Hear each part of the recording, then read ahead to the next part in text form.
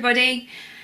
So in the springtime, I shared with you a poem by Thomas Hardy called Proud Songsters, and it was all about springtime and new beginnings and how the natural world sort of generates life in the spring. Now that it's autumn, I want to read you another poem by Thomas Hardy called The Darkling Thrush. So in the poem, the speaker is walking through a dreary, dead, dull landscape, and he's feeling pretty hopeless. But then he hears a thrush singing, and he thinks that even though he feels hopeless, the thrush seems to be imbued with hope.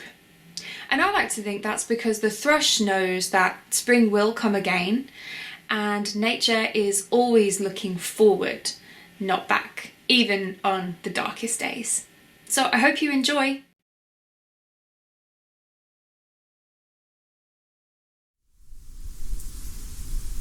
I leant upon a coppice gate when frost was spectre grey, and winter's dregs made desolate the weakening eye of day.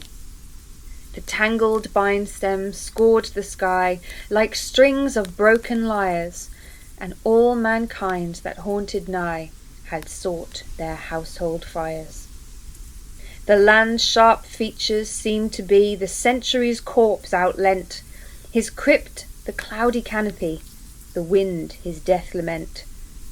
The ancient pulse of germ and birth was shrunken hard and dry, and every spirit upon the earth seemed fervorless as I.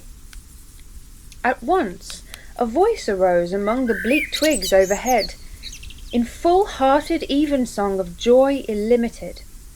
An aged thrush, frail, gaunt, and small, in blast-beruffled plume, had chosen thus to fling his soul upon the growing gloom. So little cause for carolling of such ecstatic sound was written on terrestrial things, afar or nigh around, that I could think there trembled through his happy good-night air some blessed hope whereof he knew, and I was unaware.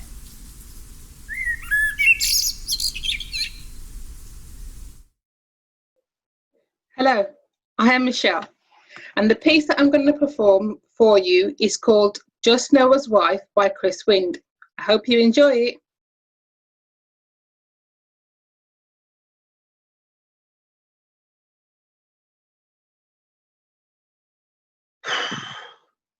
That's it, just Noah's wife, Mrs. Noah, a no-name person.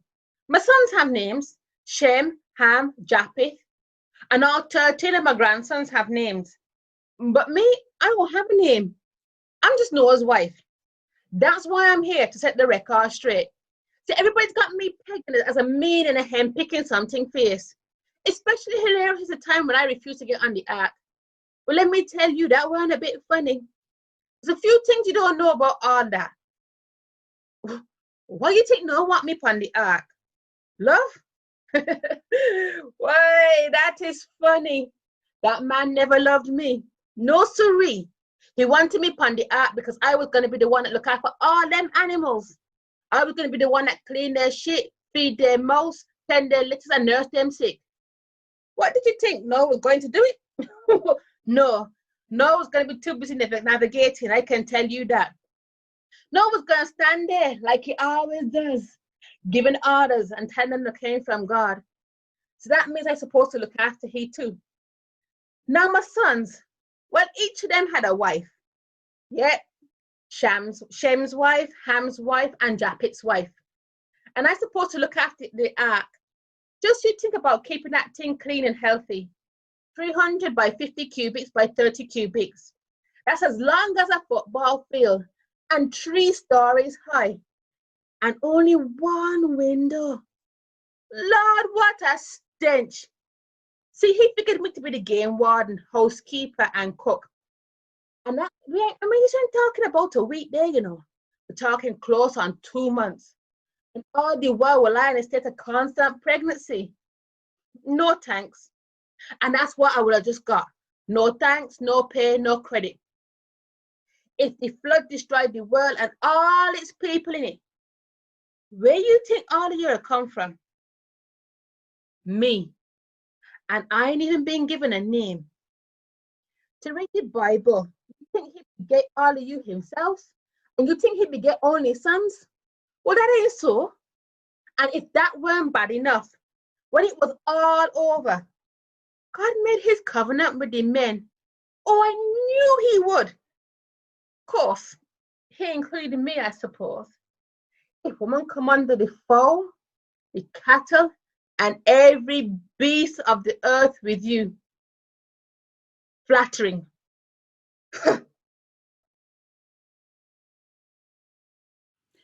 Hello, I'm Liz. The poem that I've chosen is The Flea by Donne. Now in this poem, the poet tries to get his girlfriend to sleep with him by virtue of the fact that a flea has bitten them both. So, see what you think.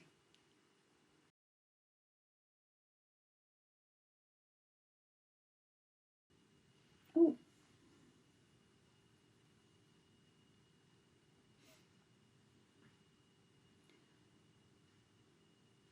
Mark but this flea, and mark thou this, how little that which thou deniest me is. It sucked me first, and then sucked thee, and in this flea our two bloods mingled be. Thou know'st that it cannot be said a sin, nor shame, nor loss of maidenhead. But this enjoy before it woo, and pampered swells with one blood, made of two. And that, alas, is more than we will do. Oh, stay! 3 lives in one flea spare, where we almost name more than married are. This flea is you and I, and this our marriage bed, and marriage temple is. Though parents grudge, and you, we're met and cloistered in these living walls of jet. Though use make you apt to kill me, let not to this self-murder added be, and sacrilege, 3 sins in killing 3. Cruel and sudden, hast thou since purpled thine hair with blood of innocence? Wherein could this flea guilty be, except in that it sucked from thee? And yet thou triumphst and say'st that now finds thyself nor me the weaker now.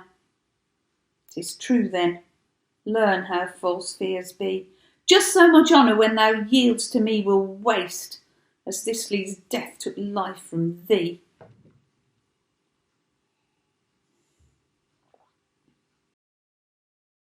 The piece that I've chosen to perform is an extract from 3 Men in a Boat by Jerome K. Jerome. This book is very special to me, as Mint Theatre performed 3 Men in a Boat, the play, in 2018, and it's still to this day one of my favourite plays that I think I've ever been in. So in the passage that I'm going to perform in a moment, Jerome starts off by describing a nighttime scene, and then he goes on to talk about his feelings about the nighttime and what it represents to him. And I chose this passage because I think it's just such a beautiful way of describing nighttime, and how the night can actually be a hugely comforting presence, especially at the end of a long and maybe difficult day, and how the act of going to sleep and kind of giving yourself up to the night can allow you to sort of cast off your fears and worries for a while and pass into something completely unknown. And I also thought this would be a really nice piece at this time of year when the nights are really starting to draw in now. So I hope you enjoy it.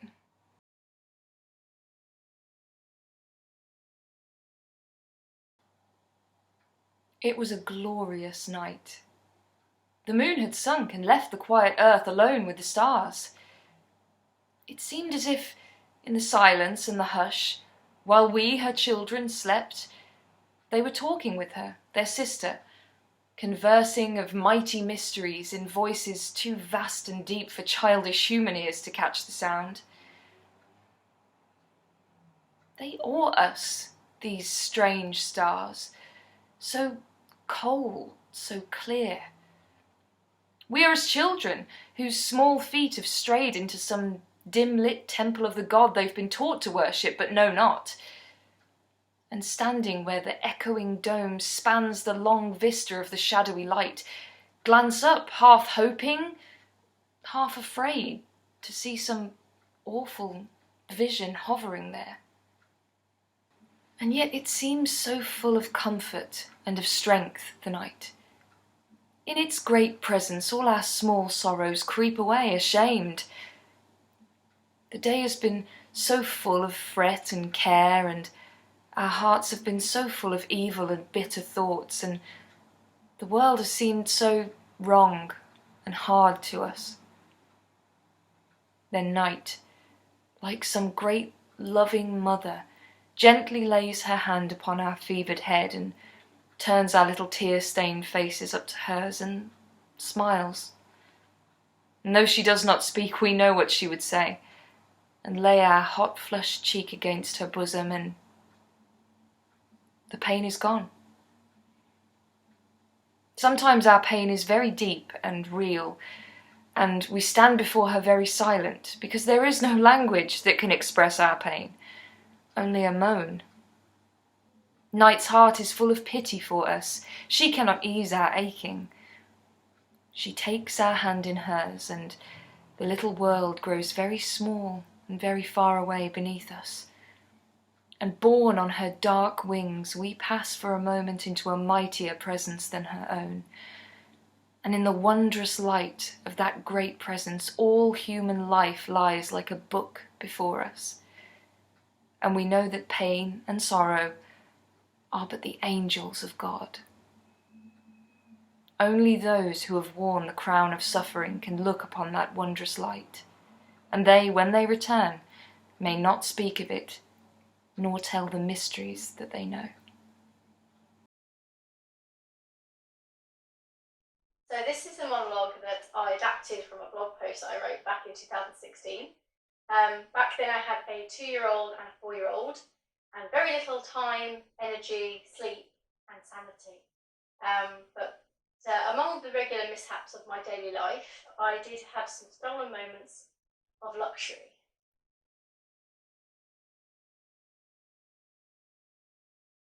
I'm eating chicken salad in the bath. I know it's not right, but quite frankly, I'm past the point of caring.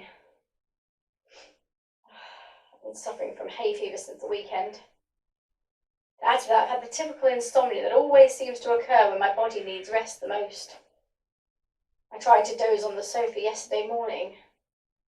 Duvet came downstairs, but I was not, of course, allowed to lie in it for more than 10 minutes. Peter kept dragging me into the world of his wild imagination, and Toby's bottomless pit of a stomach never ceased to call. Utterly exhausted and with a splitting headache, I just wanted to avoid a drama. So I dutifully passed my little human dustbin, whatever his finger pointed to, and did whatever my chatty firstborn asked. I took him to nursery. I had hoped to rest that afternoon with my more taciturn son, but alas, he wanted me to draw farm animals for him. So I spent most of the afternoon drawing dodgy-looking pigs and cows on his magnadoodle, while he bounced approvingly on my lap. I did an hour's worth of housework, and then collected him from nursery again. Strode directly to my mother-in-law's house. I went to work. I planned to get there early, so that I could leave on time, but predictably got stopped on a call. So I sprinted back, managed to get there about 6 minutes past 8. I was running on empty by this point. After the usual struggle to get them to bed, I read no less than 5 books to appease them. Yeah, Peter had to be told several times to stop jumping around. I was about to leave when Toby informed me that he needed a wee. It was now 9 p.m. After his wee and my expertly faked enthusiasm, he was tucked back into bed. Only this time, he did refuse to let me leave and cried at the door. I tucked him back into bed twice, saying, "No, bedtime, lie down," and eventually gave up, closed the door and went downstairs. Ignoring his half-hearted crying, I proceeded to make myself dinner at 10 p.m. I desperately wanted sleep, but I didn't want to risk being woken by hunger pangs. So in went a pizza into the oven. I checked the cooking times, only to discover that the pizza should not have been frozen, and the cooking times were only from chilled. After 20 minutes, I thought I'd just have to do. 4 slices of pizza in one hand and a glass of wine in the other, I proceeded to the stairs, planning to have pizza and wine in bed, like the classy lady that I am. Before my foot touched the bottom step, the little voice cried out, "Mummy, I need a wee!" Peter this time. My bones rattled up the stairs. Toby was now lying limply on the floor, and I had to push his body with the door to release Peter. I then heaved his limp form from the floor, placed him back into bed for the third and hopefully final time, and went to eat pizza and drink wine in bed. Pizza was doughy and tasted awful, but I didn't care. I downed my wine, and I slept. And I did not wake until 6 a.m. 6 hours straight sleep. Felt like lithium after 2 nights of almost none. It was raining this morning, which along with their late bedtime made the boys groggy and grumpy. But at least my hay fever's improved. Peter was so tired he could barely form sentences and found this most frustrating. And then Toby decided to empty the contents of the Play-Doh box all over the kitchen floor. I rushed about doing all the household tasks, too numerous and mundane to mention. I had to fight Peter into his school uniform. He'd been watching Kung Fu Panda that morning. I then got kicked several times on the chin as I tried to strap Toby into his pushchair. "Off we go to school, children," I chimed, through a false smile and gritted teeth. He cried hysterically all the way there. He hates rain and despises the rain cover. After dropping off Peter, I pushed the ever-creaking double buggy home, wondering if this was more of an effort, A, because Toby was gaining weight, B, the pushchair was getting old and rusty, or C, I was getting old and weak. Having concluded it was probably a combination of all three, I realised that A, Toby had cried himself to sleep. B, rainwater was soaking my foot through a hole in my shoe, and C, I had for once remembered to put the hot water on that morning. The promise of a bath pumped blood into my veins. However, I had another desire, to eat something healthier and tastier than that god-awful pizza. But which to choose? The chances of being able to do both sequentially before Toby woke up was pretty low. So I decided to combine the two. I now simultaneously soak and eat, determined to cram in some self-care while I can. The only drawback, the occasional soggy lettuce leaf.